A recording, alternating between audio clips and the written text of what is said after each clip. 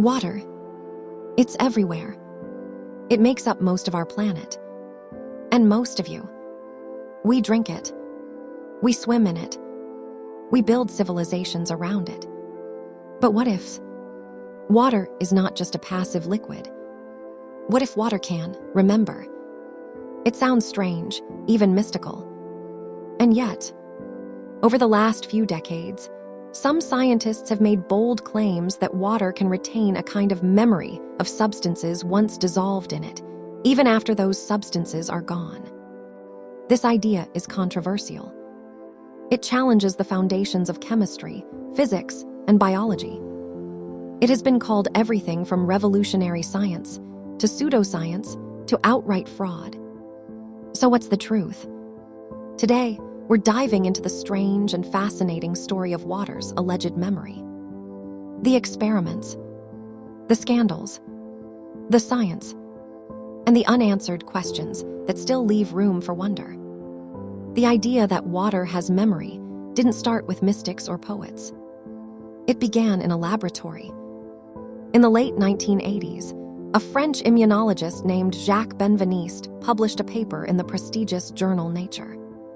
His team claimed something extraordinary: that water could somehow retain the memory of a substance, even when that substance was diluted beyond the point of existence. To test this, Benveniste's team worked with antibodies. They diluted them in water so many times that, mathematically, there was almost no chance a single molecule of antibody remained. And yet, cells exposed to this ultra-dilute water seemed to react as if the antibodies were still there. It was as though the water had remembered them. If true, this would change everything. It would even provide a mechanism for how homeopathy, the controversial practice of treating illness with extreme dilutions, might actually work. The scientific world was stunned. But science is skeptical by design. If water really had memory, it would overturn centuries of chemistry and physics. So the editors of Nature took an unusual step. They sent a team, including a magician trained to spot trickery and a debunker of pseudoscience, directly to Benveniste's lab. What they found was messy. Replications of the experiment failed under stricter conditions. Controls were weak. And soon, the water memory paper was branded as bad science. Benveniste was ridiculed. His career collapsed.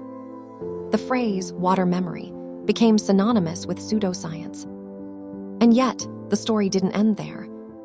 Despite the scandal, other scientists began exploring the strange properties of water. And water, as it turns out, is no ordinary liquid. Unlike most substances, water expands when it freezes.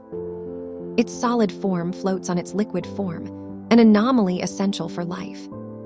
Its molecules constantly form and break hydrogen bonds, creating complex networks in femtoseconds. Some researchers proposed that these fleeting structures could act like micropatterns, temporary memories of what the water once held. Nothing mystical, just physics and chemistry happening at extreme speed. But could this explain Benveniste's results? Not exactly. The structures don't last long enough, usually only trillionths of a second. Still, the idea lingered. What if water's behavior carries information in ways we don't yet fully understand? In the early 2000s, a new twist emerged. Luc Montagnier, the Nobel Prize-winning co-discoverer of HIV, announced experiments suggesting that highly diluted DNA solutions could emit low-frequency electromagnetic signals, and that water exposed to these signals seemed to reconstruct the DNA. In other words, information from DNA could be transferred to pure water without any physical molecules present. The claim was explosive, and once again, it was dismissed by most of the scientific community. Skeptics argued poor methodology, contamination, and wishful thinking. But a few independent labs hinted at similar anomalies. The controversy deepened. Outside of mainstream science, the idea of water memory found fertile ground.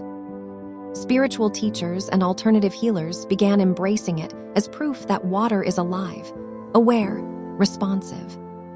The most famous popularizer was Masaru Emoto, who claimed water exposed to kind words, music, or prayer would form beautiful crystals when frozen, while water exposed to hateful words formed chaotic, ugly patterns. Emoto's work was visually stunning, but scientifically weak. His methods lacked controls. The results were subjective. Yet his message resonated. Because deep down, we want water to carry meaning. It feels right that something so vital, so close to us, might connect to our emotions. But again, science requires more than feelings. So let's strip away the noise. What does mainstream science really know about water? Hydrogen bonding networks. Water molecules constantly link and unlink in dynamic patterns. These structures can remember arrangements for brief instants, but nothing long-term. Solutes and nanobubbles. Tiny impurities or bubbles may persist in solutions even after extreme dilutions, possibly explaining some strange results. Electromagnetic interactions. Water can be influenced by electric and magnetic fields, but whether it stores this influence remains unproven. Biological interfaces, inside cells, water behaves differently than in a glass. It forms ordered layers around proteins and DNA, affecting how life works. Some scientists call this biological water. So yes, water is far stranger than the clear liquid in your glass. But is it remembering things in the mystical sense? Most evidence still says no. Here's the important part. Even if water memory, as described by Benveniste or Emoto, isn't real, exploring it has forced science to look deeper at water's mysteries. We've learned that water inside cells may act almost like a conductor of information. That water on surfaces can self-organize in unexpected ways. That water may have been crucial in storing information at the origins of life itself. And who knows? Future discoveries in quantum biology, nanotechnology, or biophysics may uncover mechanisms we can't yet imagine. After all, many revolutionary ideas started as fringe claims. So, does water have memory? If by memory, you mean a literal recording of everything it touches, probably not. The evidence just isn't there. But if by memory you mean that water is dynamic, structured, and responsive in ways we barely understand, then yes. Water holds traces, influences, and patterns that ripple far beyond what we can see. Maybe water doesn't remember in the way humans do. But it is not just a simple liquid. It is an active participant in life, a shaper of worlds, a silent partner in every thought you think, every breath you take. So next time you lift a glass of water, consider that you're not just drinking a liquid. You're holding a mystery, one that science is still trying to solve.